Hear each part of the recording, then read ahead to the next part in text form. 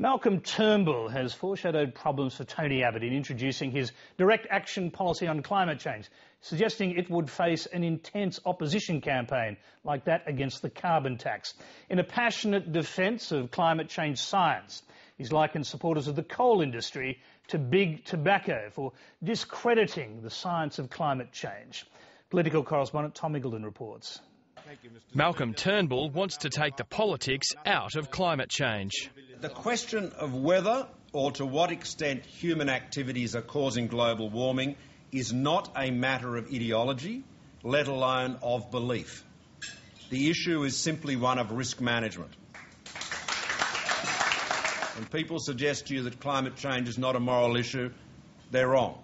It is an intensely moral issue. What followed was an impassioned plea in defence of climate change action. In the storm of this debate about carbon tax, direct action and what the right approach to climate change should be, do not fall into the trap of abandoning the science. The former opposition leader recently warned that Tony Abbott's direct action climate change policy was designed to be easily dumped. Now he's saying the pressure to do so will be intense if Tony Abbott wins office. The opponents of the science of climate change will be criticising that expenditure too as pointless and wasteful with as much vehemence as they are currently denouncing Julia Gillard's carbon tax. In a blistering defence of the science of climate change, Mr Turnbull rounded on some sections of the campaign against Julia Gillard's carbon tax. Some people would say, I trust most would not, that as we have a vested interest in coal being burned, we should oppose action on climate change, and rather like the tobacco companies who sought to discredit the connection between smoking and lung cancer, muddy the waters on climate science in order to prolong the export billions from coal mining.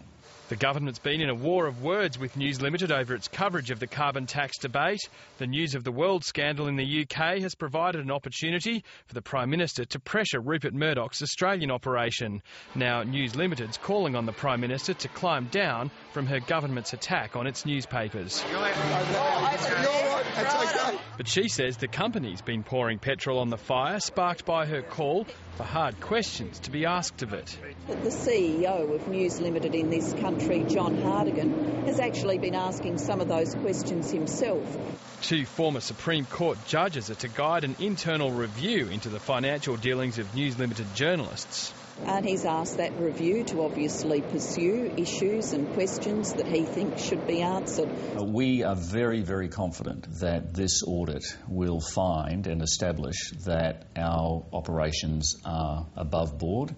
News Limited says the Prime Minister shouldn't be questioning its journalistic principles. That's up to the company itself. What was exposed in the News of the World rightly calls us to make an investigation to assure ourselves that our processes are robust and above board. There's been little love lost between the media empire and the government, which has been accusing Sydney's Daily Telegraph of bias.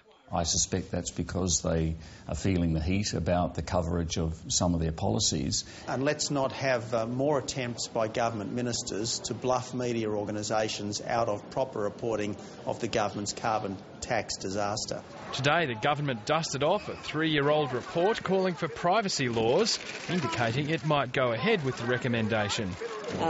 People care about privacy and so they should. They also care about freedom of the press and so they should. So we'll obviously be seeking views on how these two things can best work together.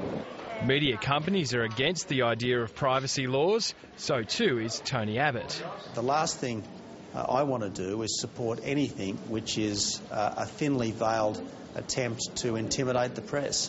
But it's not just editorial pages grabbing the government's attention. A $10 million ad campaign targeting the carbon tax has hit newspapers. What we're doing is making sure that the public are aware of facts and information about the impact of the proposal on the business community. An alliance of business lobby groups are behind the ads. And what we will see is some businesses move into cheaper Asian nations, and that's not good for Australia, Australian jobs or our job security. This simply isn't true.